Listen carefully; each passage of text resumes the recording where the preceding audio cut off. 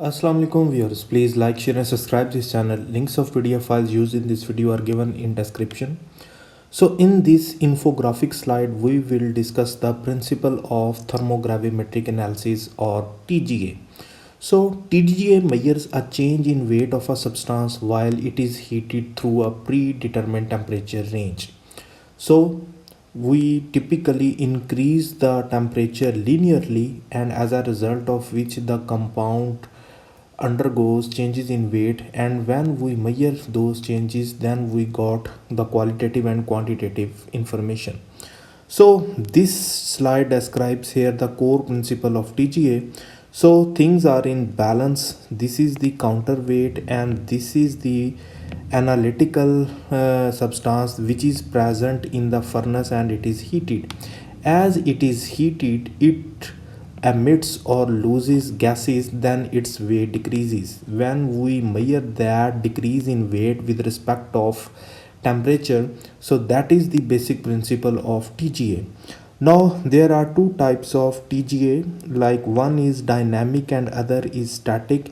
In dynamic TGA, we increase linearly the temperature of the system with the passage of time, whereas in static TGA we keep the temperature of the furnace at constant temperature and then we measure the weight changes. Normally the weight decreases with the passage of time, and in this way a graph is obtained, and this graph is called as thermogram. So the thermogram is represented here.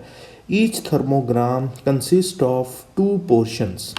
One is the vertical portion. This vertical portion describes that how much decomposition of the things have been occurring and at what temperature this thermogram decreases sharply its shape, and the slope describes at what temperature the decomposition occurs.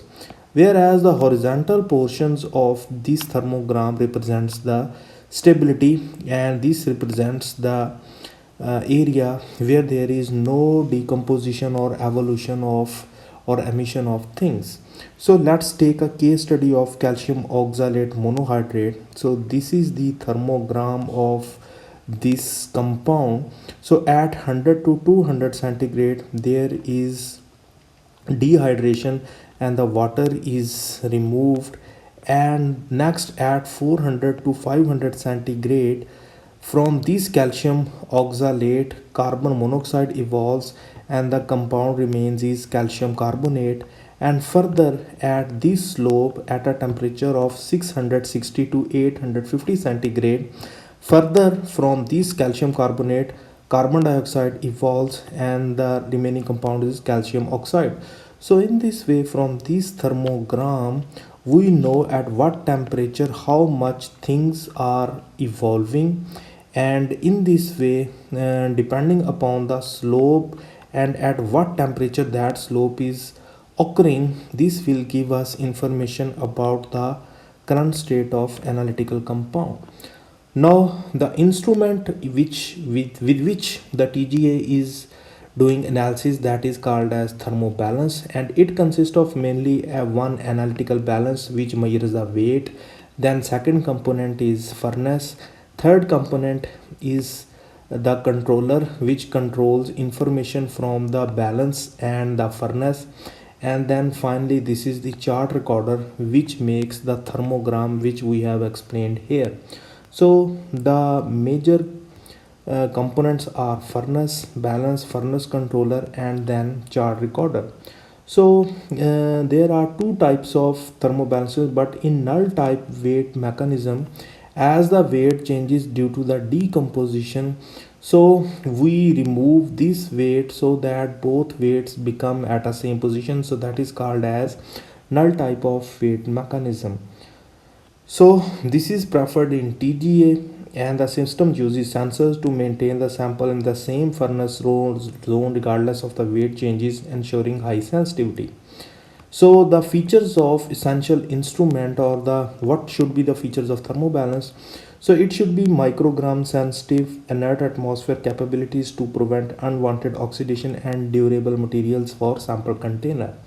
So there are two types of thermobalances. Originally there was a Shavenard balance, which was the very first thermobalance. It was very delicate and was disturbed by the